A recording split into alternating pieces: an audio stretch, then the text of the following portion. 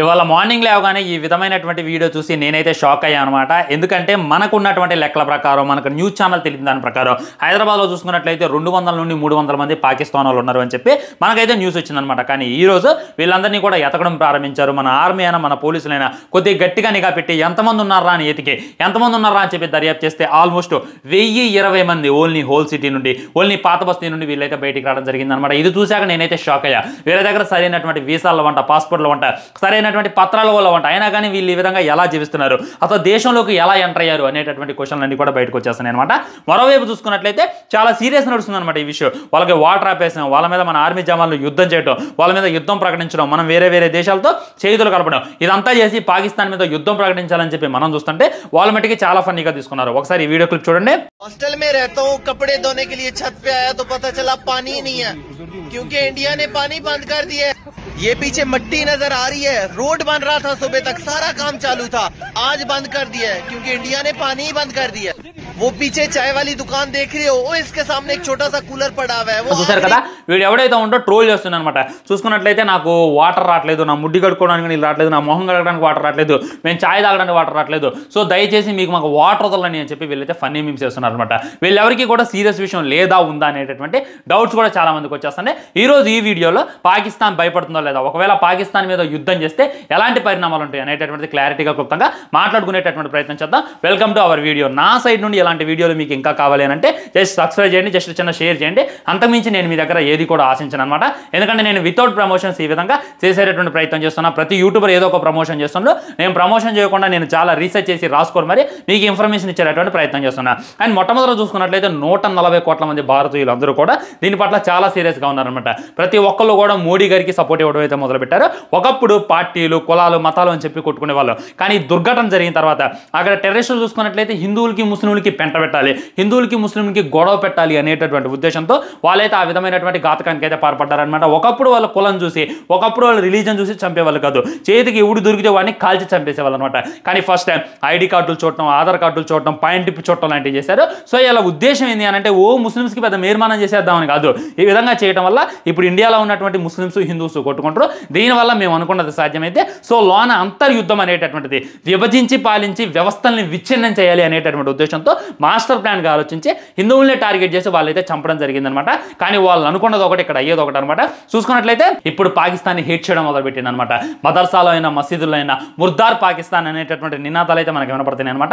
ఇది అందరూ కూడా ఒకటైపోయారు అనమాట, అందరూ కూడా కలిసిపోయారు. అండ్ అజుద్దీన్ ఓవైసీ చూసుకున్నట్లయితే ఒకప్పుడు ఒకలాగా ఉండేది, కానీ ఇప్పుడు చూసుకున్నట్లయితే మోడీ గారి వెనక నేను ఉంటాను అని చెప్పి తెలియజేయటం, తను కూడా అక్కడ ఉన్నటువంటి ముస్లిమ్స్ అందరినీ కూడా ఈ విధంగా నల్ల దారం కట్టుకోండి, ఈ విధంగా వాళ్ళకి సంతాపం తెలియజేయండి అని చెప్పడం ఏదైతే ఉందో ఇది నెక్స్ట్ లెవెల్ అని చెప్పుకోవచ్చు. అండి కాంగ్రెస్కి, బీజేపీకి అసలే పడదు. అయినప్పటికీ రాహుల్ గాంధీ గారు వచ్చి పర్సనల్గా మోడీ గారిని కలిసి పర్సనల్గా మీటింగ్ పెట్టి నా కొడుకులు మనోళ్ళ మీద చేశారు, వాళ్ళ తిత్తి తీయాలి అని చెప్పి చెప్పడం. సో ఇక్కడ 140 కోట్ల మంది ఒకటైపోయారు, హిందూ ముస్లిమ్స్ కలిసిపోయారు. దాంతో పాకిస్తాన్కి అయితే ఉచ్చబడిద్ది అని చెప్పి నేనైతే అనుకున్నాను. కానీ సోషల్ మీడియా ఓపెన్ చేస్తే వాళ్ళు ఫన్నీ వీడియోలు అయితే చేస్తున్నారు అనమాట.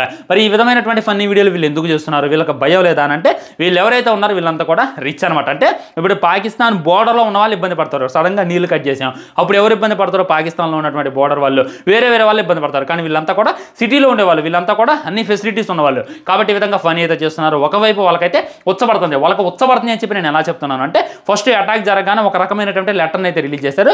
ఇది మేమే చేసాం, మా ఉగ్రవాద సంస్థ ఇది చేసింది అనేటటువంటి లెటర్ని అయితే రిలీజ్ చేశారు. రిలీజ్ చేసి ఏం పిక్కుంటారా అనేటటువంటి ధీమాన్ని అయితే వ్యక్తం చేశారు.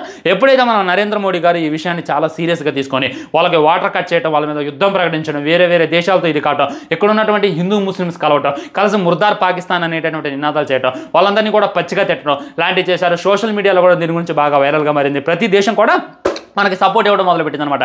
ప్రతి దేశం కూడా మన వైపు ఉండి మాట్లాడడం మొదలుపెట్టింది. దాంతో వాళ్ళకైతే వచ్చబడింది. ఫస్ట్ పొగరగా మేమే చేసామని చెప్పి లెటర్ రిలీజ్ చేసిన వాళ్ళు, ఆ తర్వాత మేము చేయలేదు, మా సిస్టాన్ని ఇండియన్ వాళ్ళు హ్యాక్ చేశారు, మా ద్వారా లెటర్ని అయితే రిలీజ్ చేయించారు అని చెప్పి వాళ్ళు చెప్పడమేనా. ఇక్కడైతే క్లారిటీగా అర్థమవుతుంది వీళ్ళందరికీ కూడా ఉచ్చపడిపోతుంది అనేటటువంటిది. సో ఎలాంటి యాక్షన్ తీసుకోవచ్చు, తీసుకుంటే ఏ దేశాలు మనకి సపోర్ట్ ఉంటాయంటే పాకిస్తాన్కి ఖచ్చితంగా చైనా సపోర్ట్ అయితే ఉంటుంది అనమాట. కానీ చైనా ఒక్కటి మట్టిగా వాళ్ళకైతే సపోర్ట్ ఉంటుంది. మనకు చూసుకున్నట్లయితే ఇటు యూఎస్ఏ ఉంది, ఇటు ఇజ్రాయెల్ ఉంది, ఇటు రష్యా ఉంది, ఉంది వీళ్ళంతా కూడా డైరెక్ట్గా సపోర్ట్ ఇవ్వకపోయినా కానీ ఇండైరెక్ట్గా ఖచ్చితంగా సపోర్ట్ ఇస్తారనమాట. ఇజ్రాయెల్ ఒక్కటి చాలన్నమాట. ఆల్రెడీ మనం చూస్తున్నాం ఇజ్రాయెల్ పాలస్తీనాలో గొడవలు అనమాట.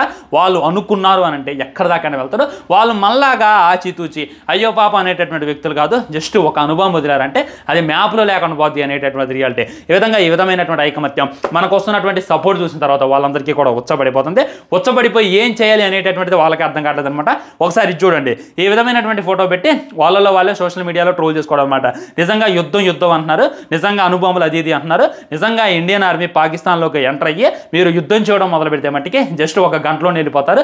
ఎందుకంటే ఇక్కడ ముగించడానికి పెద్దగా ఏం లేదు, ఇక్కడ అనుభవం లేరు, సరైనటువంటి ఆర్మీ లేదు. అండ్ మీరు యుద్ధం చేయాలి అనుకుంటే 9 రోజులు చేయాలి. 9 దాటిన తర్వాత మీరు యుద్ధం చేశారంటే ఇక్కడ కరెంట్ ఉండదు, ఇక్కడ గ్యాస్ ఉండదు, దానివల్ల చీకట్లో యుద్ధం చేయలేరు, మీరే ముగిస్తారు అనేటటువంటిది తెలియజేయడమైన వాళ్ళ మీద వాళ్ళే జోకులు వేసుకుంటున్నారు. మన పైలట్ జెట్స్ చూపిస్తే ఈ విధంగా ఇండియా దగ్గర పెద్ద పెద్ద పైలట్స్ ఉన్నాయి, పెద్ద పెద్ద జెట్స్ ఉన్నాయి అంటే ఈ విధంగా మా దగ్గర ఇవి ఉన్నాయి, దీని మీద మీరేందుకు యుద్ధం చేసేది. కరెక్ట్గా ఇండియా 24 గంటలు కూడా కాదు 12 గంటలు స్ట్రైక్ చేయడం, సర్జికల్ స్ట్రైక్ లాంటిది, యుద్ధం చేయడం లాంటిది మొదలు పెడితే ఎప్పుడు వీళ్ళ కథ ముగుస్తుంది అని చెప్పి వాళ్ళలో వాళ్ళే ఇసిగెత్తిపోయి వాళ్ళలో వాళ్ళే ట్రోల్ చేసుకోవడం అయితే మనమైతే చూడొచ్చు అనమాట.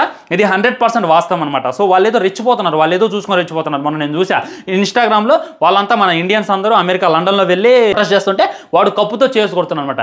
ఏందో వీడికి ఉన్నటువంటి పొగరు అని అంటే వాళ్ళకు ఉన్నదే అనమాట, పొగరు తప్ప వాళ్ళ దగ్గర ఏం లేదు. నిజానికి తిండికి తెకాన్ అవ్వలేదు, తినడానికి తిండి లేదు. అయినప్పటికీ ఈ విధంగా ఛాలెంజ్లు చేయడం, అయినా ఈ విధంగా ఇది చేయడం అయితే మనమైతే కళ్ళగట్టినట్టు చూడొచ్చు. సో వాళ్ళైతే పీకేది ఏం లేదు ఫ్రెండ్స్, నిజంగానే యుద్ధం అయితే జరగవచ్చు అనమాట. థర్డ్ వరల్డ్ వార్ వచ్చినా కానీ ఆశ్చర్యపోవాల్సిన అవసరం లేదు. నాకు తెలిసి ఆ దేశానికి ఎవడు కూడా సపోర్ట్ ఇవ్వడం అనమాట. ఓన్లీ మనలే కాదు, చాలా దేశాల్లో వాళ్ళైతే ఉగ్రవాది అటాకులు చేయడం, చాలా దేశాల వాళ్ళని నాశనం చేయడం, ఉగ్రవాదాన్ని పెంచి పోషిస్తున్నటువంటి దేశం ఏదని చెప్పి గూగుల్లో కొట్టి చూడండి, ఖచ్చితంగా పాకిస్తాన్ వస్తుంది అనమాట. సో వాళ్ళకి ఎవరు కూడా సపోర్ట్ ఎవరు అనేటటువంటిది 100% ట్రూత్. ఇదే జరిగింది అని చెప్పి నేనైతే అనుకున్నాను అనమాట. మనకైతే చాలా దేశాల సపోర్ట్ ఉంది, మనకైతే చాలా ఎంకరేజ్మెంట్ ఉంది. నిజంగా మనం కాబట్టి ఇంకా ఆగుతున్నాం. మన నరేంద్ర మోడీ గారి మంచి చెడు చూసి అక్కడ ఉన్నటువంటి అమాయకులను ఎందుకులే బలి చేయడం అని చెప్పి ఆగుతున్నారు. కానీ ఇదే ప్లేస్లో మన రష్యా ఉన్న, ఇదే ప్లేస్లో వేరే కంట్రీ ఉంటే మటుకి ఈ పాటికి అది మ్యాప్లో లేకుండా పోయేది అనేటటువంటిది 100% ట్రూత్. మన మంచితనం వల్ల ఇంకా ఆగుతుంది అనమాట. మంచితనం అని చెప్పి ఎందుకన్నానంటే ఒకసారి చూడండి, ఆయన ఎవరైతే ఉన్నాడో పాపం పాకిస్తాన్ నుండి వచ్చిందంట, ఆల్మోస్ట్ ₹1 కోటి ఖర్చు పెట్టిందంట. వాళ్ళ పిల్లలంట చిన్నప్పటి నుండి గుండె జబ్బుతో అయితే పోరాడుతున్నారంట. సో ఢిల్లీలో ట్రీట్మెంట్ జరుగుతుంది, రేపు మాకు ఆపరేషన్ ఉంది, ఆపరేషన్ చేయించుకున్నాక మేము వెళ్ళిపోతాం, దయచేసి మాకు పర్మిషన్ ఇవ్వండి అని చెప్పి పోలీసులైనా ఆర్మీనైనా వేడుకోవడంతో అక్కడ ఉన్నటువంటి ప్రభుత్వం కనికరించి వాళ్ళకైతే ఇవాళ రేపు గడువు ఇచ్చేశారనమాట. ఇంత మంచి వాళ్ళు రేపటి రోజున వాడి గుండె ఆపరేషన్ జరిగి వాడి బతికి మళ్ళీ పాకిస్తాన్ వెళ్ళిన తర్వాత భారత్ మీద తోడబడుతారు, భారత్ మీద బాంబులు వేయాలని చూస్తారు. వాళ్ళ బ్రెయిన్ వాష్ ఆ విధంగా ఉంటుంది, వాళ్ళ మైండ్ సెట్ ఆ విధంగా ఉంటుంది. సో నేను చెప్పేది ఏంటంటే నువ్వు నీ కొడుకు ఆపరేషన్ చేయించుకో, నీ కొడుకు ప్రాణాలు తీసేంటే మూర్ఖులైతే ఏమేం కాదు, కానీ వాడికి చెప్పు మమ్మల్ని కాపాడింది పాకిస్తాన్ వాళ్ళు కదరా, మమ్మల్ని కాపాడింది భారత్ వాళ్ళు, ఇండియా వాళ్ళు కనుకరించడం ద్వారా నువ్వు బతికా, ఈ నా కొడుకులు ఆ యుద్ధాలు చేయడం తప్ప, గన్నులు తీసుకొని అమాయకులను కాల్చడం తప్ప పీకేది ఏం లేదు, సరైనటువంటి వైద్యం ఉండదు, సరైనటువంటి విద్య ఉండదు అనేటటువంటిది క్లారిటీగా. అది కాక విజయ్ దేవరకొండ నేను మాట్లాడినటువంటి మాటలు కూడా నన్ను బాగా ప్రభావితం చేసింది అనమాట. వాళ్ళకి సరైనటువంటి ఎడ్యుకేషన్ లేదు. చదువుకున్నోడు ఎవడైనా సరే గొడవలంటేనే ఆలోచిస్తారు, అక్కడ మీదకి వెళ్ళింది కొట్టడం అని చెప్పి ఆలోచిస్తారు. ఈ నా కొడుకులు డైరెక్ట్గా వచ్చి గన్నులతో కాల్చి చంపుతున్నారంటే వీళ్ళ ఎడ్యుకేషన్ ఎలా ఉంది అనేటటువంటిది ఒకసారి ఉంచుకోండి. అంటే వీళ్ళు చదవలేదు, చదవాల్సిన విధంగా చదువుంటే ఒక ప్రాణం వాల్యూ ఏంటి అనేటటువంటిది తెలిసేది వేరే ఫీల్డ్ పోయి చదువు చేత కాలేదు, వాళ్ళకైతే గన్ ఇచ్చారు, ఈ విధంగా ట్రైనింగ్ ఇచ్చారు కదా, దాంతో ఈ విధంగా చేయడం అనమాట. సో వాళ్ళు పాయింట్ ఇప్పుడు చూస్తున్నారు అంటే అక్కడే వాళ్ళ మైండ్ సెట్ ఏంటి అనేటటువంటిది అర్థమవుతుంది. చాలామంది ఐడి కార్డులు కూడా చూస్తారంటే, ఐడి కార్డు ఏదో ఫార్మాలిటీకి చూసారంటే, ఆ తర్వాత పాయింట్ లిప్ చూసారంటే వాడి రిలీజన్ అయింది, వాడు ముస్లిం కదా, ముస్లిం చూసుకున్నట్లయితే సుంతి చేసుకొని ఉంటారు అనమాట, ఆ హిందూ సుంతి చేసుకోరు కదా, అలా ఐడెంటిఫై చేసేటటువంటి ఇది కార్డు అయితే వీళ్ళు ఉన్నారు. వీళ్ళంతా కూడా ఏలిముద్రలని జోడుకులు ఫ్రెండ్స్, వీళ్ళ గురించి అంత సీరియస్గా తీసుకోవాల్సిన అవసరం అసలుకే లేదనమాట. ఖచ్చితంగా వీళ్ళకి సరైనటువంటి శిక్ష పడింది అని చెప్పి నేనైతే దిగ్గల్లి వెయిట్ చేస్తున్నా. వీళ్ళకి పడేటటువంటి శిక్షకి నిజంగా అన్ని దేశాలు ఉలిక్కి పడతాయి అనమాట. అది మటుకు ట్రూత్. ఇలా కాల్చిన ప్రతి నా కొడుకుని తీసుకొచ్చి అదే కాశ్మీర్లో అదే పహల్గామ్లో ఉరి తీయాలి అని చెప్పి నేనైతే మనస్ఫూర్తిగా కోరుకుంటున్నా. సో దీని మీద మీ కామెంట్ ఏంటి, ఏ విధంగా అనిపించింది ఇన్ఫర్మేషన్ అనేటటువంటిది డెఫినెట్గా కింద కామెంట్ చేయండి. చెమటలు పట్టిపోతున్నాయి అనమాట. డెఫినెట్లీ నెక్స్ట్ వీడియోలో చెమటలు పట్టకుండా వీడియో చేసే ప్రయత్నం చేస్తా. బాయ్ బాయ్, నమస్కారం.